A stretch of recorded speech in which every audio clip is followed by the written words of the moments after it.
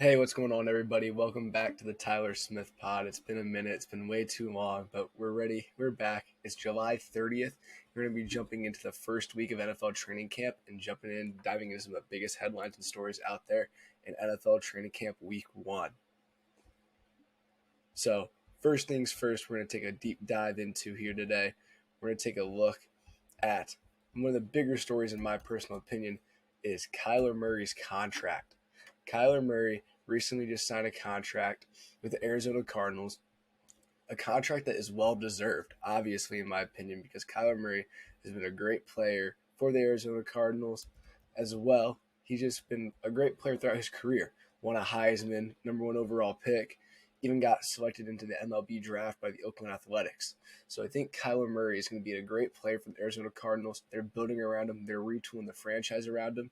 So he'll do a great job for them. But the thing that is crazy about it is there's this independent study clause. The independent study clause within Kyler Murray's contract is strictly for him to watch film for 4 hours a week, which is quite a minimal amount of film to be watching as a NFL quarterback, especially a starting NFL quarterback, and especially somebody like Kyler Murray, who is a top 10 quarterback in my personal opinion. Kyler Murray should be a guy who's in there. You watch 4 hours of film probably in the morning. Myself as a Division III soccer player, I'm taking college classes. I'm going to my games, 2 games a week, 5-6 days of practice. I'm sitting down, I'm watching probably 7 to 8 hours of film myself on 2 different opponents. And if you're Kyler Murray in the NFL as a quarterback, you got to be watching a ton of film all the time. But you got to have that iPad running nonstop no matter what you're doing to make sure you're up to date on what the opponent is doing. And the scary part is the Cardinals will always have these very hot starts in their seasons. And then coming down to those final weeks, Kyler Murray's play and the Cardinals' play just kind of slides and goes off the hill, goes down a slope. It's just very drastic fall off. And you wonder, is that because defenses from other teams are catching up and realize, okay, this is what the Cardinals do, and Kyler Murray and the offense of the Arizona Cardinals is falling behind because Kyler's not watching enough film to understand what these defenses are throwing at him. And there was recently a New York Times article published a couple of years ago where Kyler Murray just went on talking about how, I don't really need to watch film. I just have this natural ability from seeing it once, seeing it twice, and, I can beat it. But that's not the case in the NFL. These defensive coordinators are sitting there and they're scheming up 15, 20, 30 hours a week, and then every day in practice, adjusting the scheme, changing all the way up until Sunday.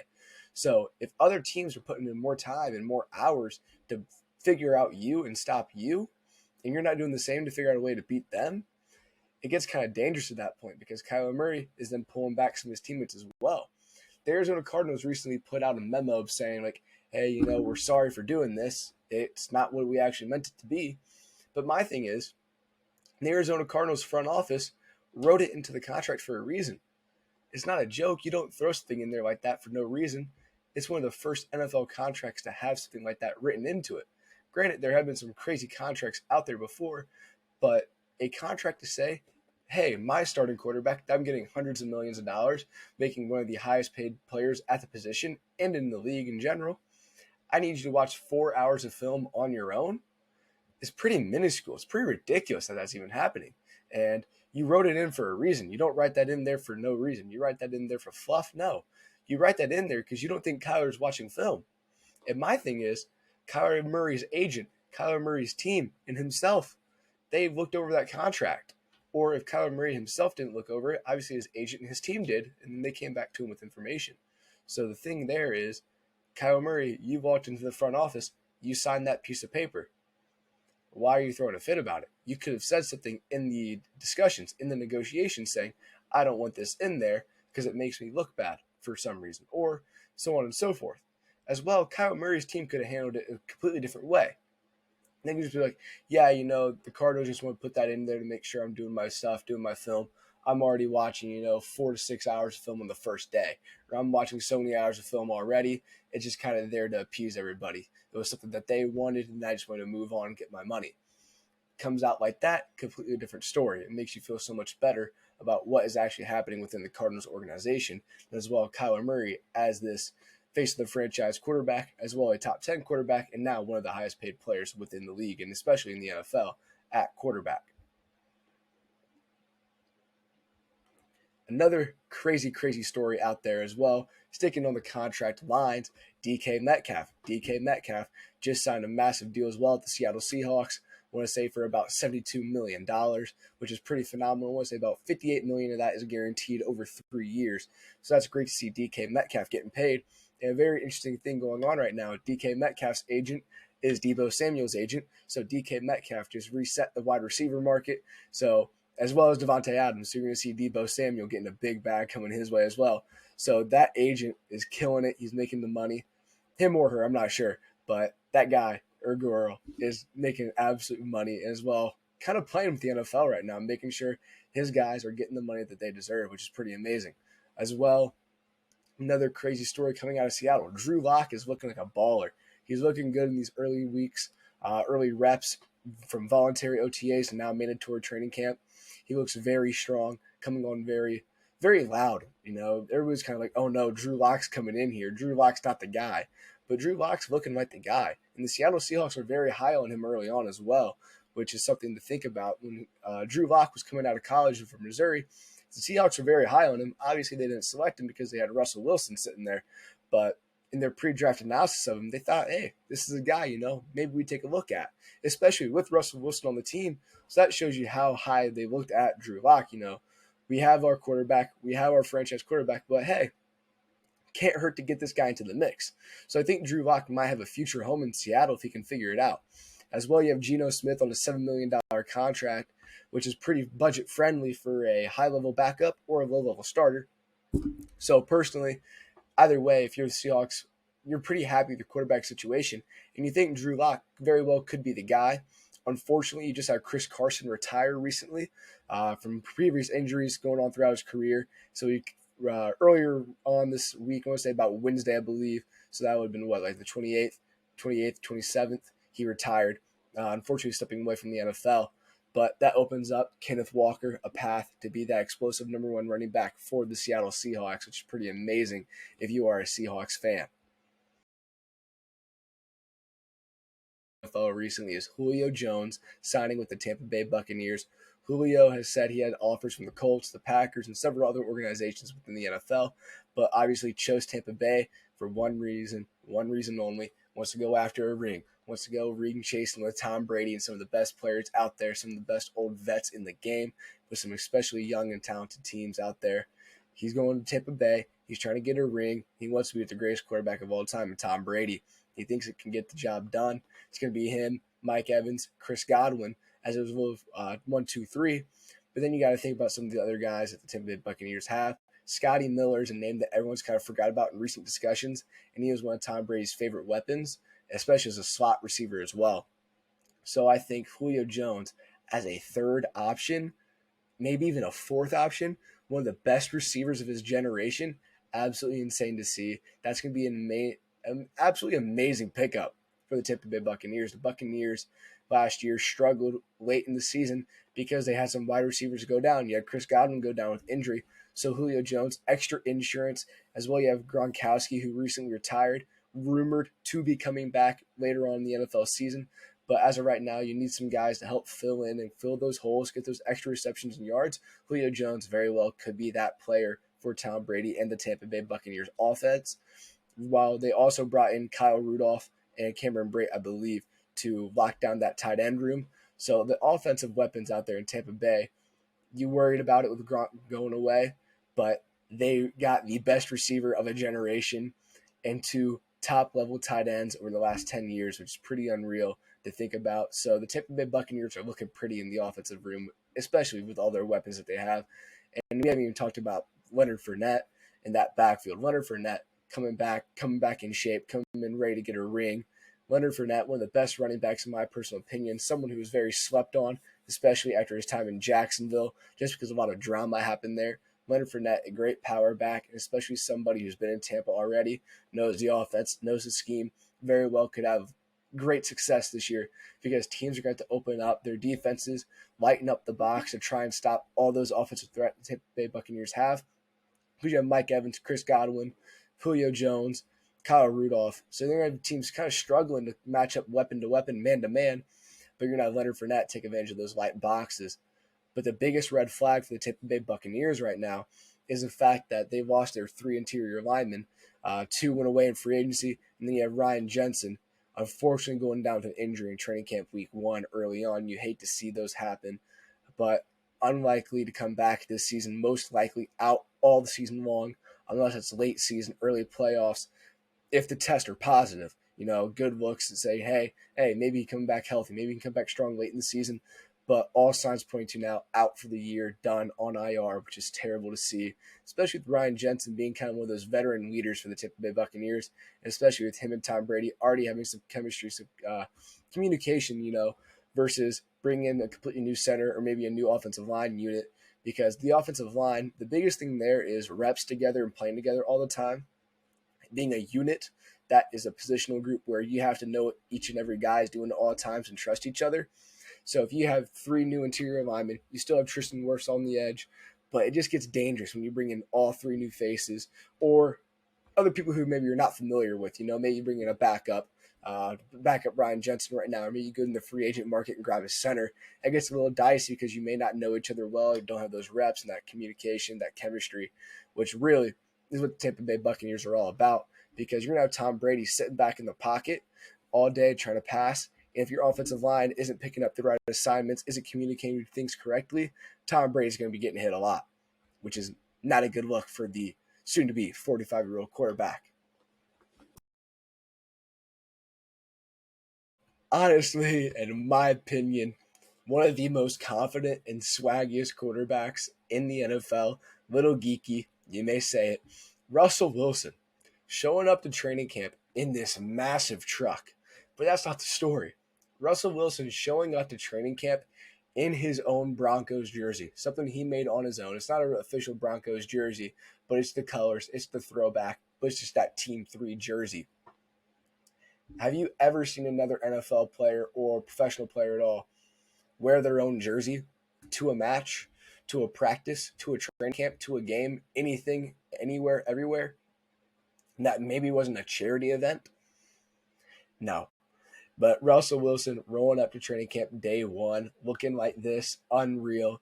He's going to be ready to lead the Broncos in an absolutely stacked AFC West, hopefully to win the division out there, and then with hopes for a Super Bowl title. It's a team that is kind of quiet right now, but very well could explode onto the scene out of the AFC West and be a favorite out there come playoff time if they just get hot at the right time. Russell Wilson, Jerry Jeudy, Jameson Williams. No, not Jameson. Javonte Williams, excuse me, I believe. The running back out of there for the Broncos. Yes, Javonte Williams. Sorry, Jameson Williams, wide receiver out of Alabama. But no, Javonte Williams, the running back for the Denver Broncos, is going to be someone who's coming on strong here year 2. A younger running back looking to explode, looking to make a high impact right away. And we'll be able to do that with Russell Wilson trying to open up defenses, lightening the box with his deep ball capabilities as well, is only going to help that Broncos offense succeed. And the Broncos defense is stacked with Chubb and several other those players on that back end. Going to be able to be a dangerous team come playoff time, come late season, in the regular season, if they can get through that loaded AFC West as unscathed as possible. They're going to get some wounds. They're going to get some hits. But they got to come out as healthy as possible and as clean as possible. Hopefully some other teams in the AFC West beat up on each other as well. That's going to be the best way for the Broncos. And really, any team out of the AFC West making it to the playoffs, making a deep run, they're going to have to hope some teams beat up on each other and they get out clean. But it's going to be a loaded AFC West. In my personal opinion, the AFC has the 3 best divisions in football. AFC West, AFC North, AFC East, and then NFC West as well. You can throw them in there and maybe compete with the AFC North or AFC East, the lower of the 2. But 3 of the 4 divisions in the NFL, all being in the best 3 or 4 in the NFL being in the AFC, is pretty unreal, and speaks to the amount of talent in the AFC and how difficult it will be not only to get out of the AFC West, but to make it out of the AFC in general. As well, we're going to see is Baker Mayfield to the Carolina Panthers. I called this earlier. I've paid attention to some of my YouTube shorts and TikToks. Baker Mayfield is going to be the comeback player of the year in the NFL. Baker Mayfield is absolutely unreal. He had a terrible season last year due to injury, but he was out there playing for his guys, playing for his team with an injury. He had a sling on his shoulder, so he couldn't open up and throw with that right arm. So it just affected everything. Kevin Stefanski, the head coach of the Cleveland Browns, came out one day at a press conference and said, yeah, Baker Mayfield has a sling on his arm, can't really throw well. Turns around, throws him 55 times in the game. Why would you do that? You have two unreal running backs in Nick Chubb and Kareem Hunt. You have a solid offensive line. Just turn around and let Baker hand the ball off if he's hurt like that, instead of sending him out to pasture to go throw 55, 60 times in the game when the guy barely can throw with a broken, I think it was a broken collarbone, I believe, with that swing on. Regardless, that swing limited his ability. Baker said it. Stefanski said it. Everybody knew, but they decided to still throw him 55, 60 times in some games, which is absolutely unreal. But Baker Mayfield has been a guy who's always bet on himself. Walked on at Texas Tech, won the job, played great. Walked on at Oklahoma, won the Heisman, number 1 overall selection by the Cleveland Browns. Took the Browns to the playoffs. The only guy to do that in recent memory. So why are we running him out of town, Cleveland? So Carolina should be very happy with Baker Mayfield as their quarterback because they have a lot of talent. They got DJ Moore. They got Christian McCaffrey in that backfield. They're going to be a very talented team. They even got Robbie Anderson as well, if hopefully they can squash some of that beef between him and Baker Mayfield. If you don't know what I'm talking about, Robbie Anderson threatened to retire, jokingly, hopefully, on Twitter if Baker Mayfield became his quarterback. But the Carolina Panthers, they got some depth and got some young guys on that back end of the defense. They got J.C. Horn, who was injured all last year. They got Brian Burns coming off the edge. So they got some pieces on that defensive side of the ball. They got Jeremy Chin as well, who can be very talented young guys to build around. The Carolina Panthers, most likely not going to win the division in the NFC South, but probably going to get a wild card spot most likely, I think, or at least compete for that one pretty tightly, which is going to allow Baker Mayfield to be a comeback player of the year candidate, in my personal opinion. And I think you need to put a bet on Baker Mayfield to be comeback player of the year. Earlier on, if you take a peek at that video, plus 1,800 odds, put $10 in, you're winning 180 back. So you're going to end up the day with 190. It's a low risk bet and a guy who can be worth quite a bit down the line. Baker Mayfield could turn around Carolina and be that franchise quarterback for them and potentially save Matt Rule's job. I think Baker Mayfield is a guy who always bets on himself. He's going to be quiet right now, but he's going to get going early on. Week 1 versus the Cleveland Browns. It's going to be a great game to watch. Baker Mayfield's going to be a guy who always bets on himself, and he always somehow finds a way to win. People hate him. I personally love him. I think he's one of those guys that you just have to respect. Always has a chip on his shoulder. Always going to grind. Always going to work through and be that guy. So I have a lot of respect for Baker Mayfield because he is that dude and always gets results, always gets high performances, and always finds a way to win. He didn't get a Heisman for anything. He went to Oklahoma, dominated Oklahoma. He's been that guy. He always finds a way when the going gets tough and everybody kind of counts him out to turn around and be the man and kind of win at the job, be that number 1 superstar and get back to fame. Being the big man on campus. So I very well think Baker Mayfield could be that guy and be the one who kind of gets the Carolina Panthers over the hump that they've yet to find a way to get over in recent memory with quarterbacks like Sam Darnold and Cam Newton. The last time Carolina Panthers have been there was MVP Cam Newton form. So it's been a while. I was in grade school back then, elementary, junior high, when Cam Newton was balling out like that. And now I'm into college, entering my 3rd year of college. So it's been a while. Baker Mayfield could be that guy to get them over the hump and make them that competitive, more respectable squad once again. This is kind of a team. Carolina has all 3 phases of the game almost. You have to think. There have been times in the past where Carolina squads, they've had the defense with Luke Kuechly. Or when they had Luke Kuechly, they didn't really have the offense, or vice versa. But now, or maybe even special teams lagged behind too. But now it feels like they're pretty decent, pretty high up there in all 3 phases of the game. And that's what you need to compete at the NFL level for a playoff spot, a playoff berth, and as well, maybe at most a wild card even, or a conference championship, divisional championship. You have to have all 3 phases of the game. The Panthers have that, and they can compete for that wild card spot, I believe, because Tampa Bay Buccaneers, Tom Brady, will be winning the NFC North in my predictions. You have a weaker Atlanta Falcons squad that the Panthers are better than, and you have a unknown New Orleans Saints squad with Sean Payton exiting, Jameis Winston coming back off of injury.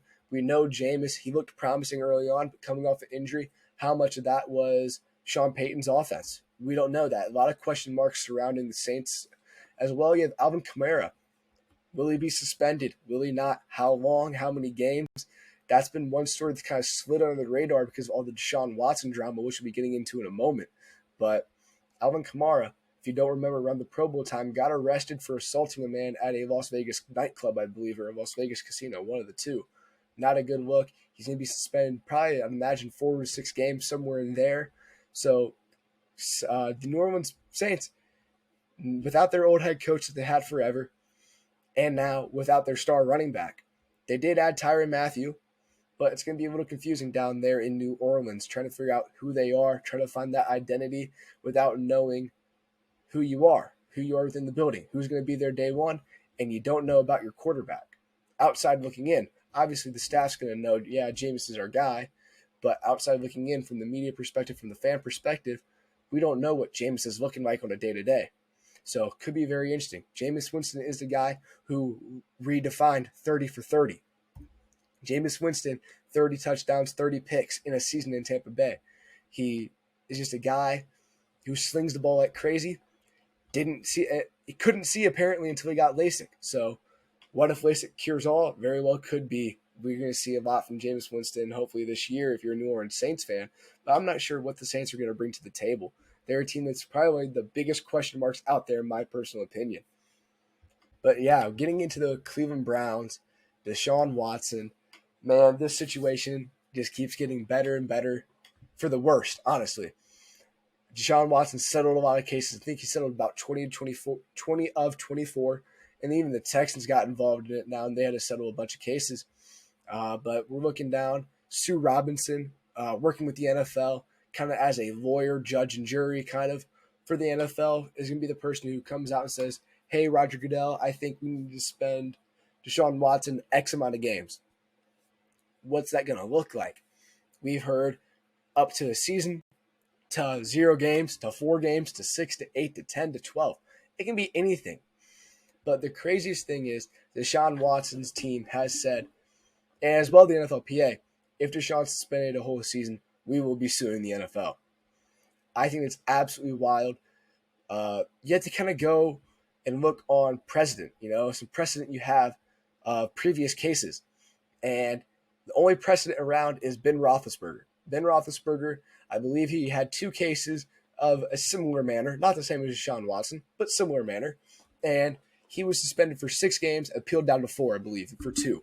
So if you look at that, so every case is 3 games. So if you look at that's 24 cases, that could be 72 games. It very well could be. Like you could look at that and be like, listen, Deshaun Watson, you really messed up. You've been a stain on the league the last 2 years. It could be that. It could be an indefinite suspension. We don't know what it's going to be. But another question mark with it, the settlement. He settled 20 of 24, and it's all civil cases as well. It's not in a true court system where Deshaun Watson potentially could go to jail. It's just in the civil court. Granted, civil court is still like, you messed up, but he's not going to be facing jail time or prison time or anything of the sort. So even if you look at that and look at the settlements, you have 4 cases out there, 4 by 3, that's 12, divided down, cut it in half. That's going to be 8 to 10, maybe 6 if you're lucky.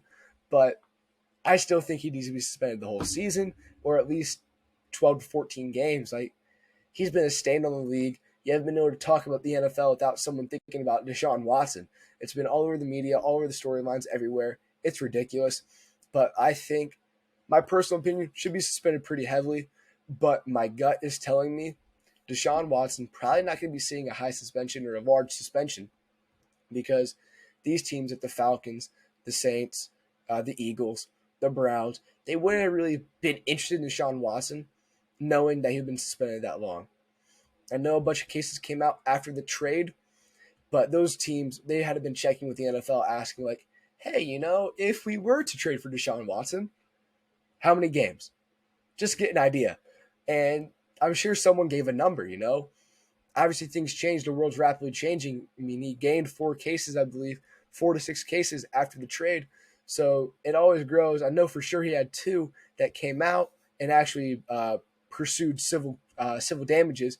And I know a bunch of them kind of said, like, hey, I was involved, but don't want to be involved kind of thing. So you see that happening. So the number kind of fluctuates a little bit. But these teams wouldn't trade or be willing to trade so much, and especially the Browns, trade everything, then give him a $230 million contract fully guaranteed. knowing they'd be suspended forever? That's the biggest question mark out there in the NFL currently, I believe. Seeing that situation going on, the Browns have worked out guys like AJ McCarron, some other veteran quarterbacks as well. They have Jacoby Brissett on the roster. The biggest question was, would we keep Baker Mayfield? I'm glad they traded him. That was a bad situation. I'm happy they traded him as well for Baker Mayfield because I want Baker Mayfield to kind of look at the Browns and say, the Browns are the Browns. The Browns, you ruined it. You screwed up once again. And I want Baker to kind of go out there and ball out and be like, I've been that guy. I've always been that guy. Which hopefully that's the thing I want to see happen as well. For my personal fandom of Baker Mayfield, I think he's a great guy in the NFL, a great quarterback. I know he makes some questionable decisions sometimes, but you got to respect a dude who has a chip on his shoulder at all times, walk on at Texas Tech, walk on at Oklahoma, and then now betting on himself in Carolina. I think it's a very, very big story out there that is not getting enough attention.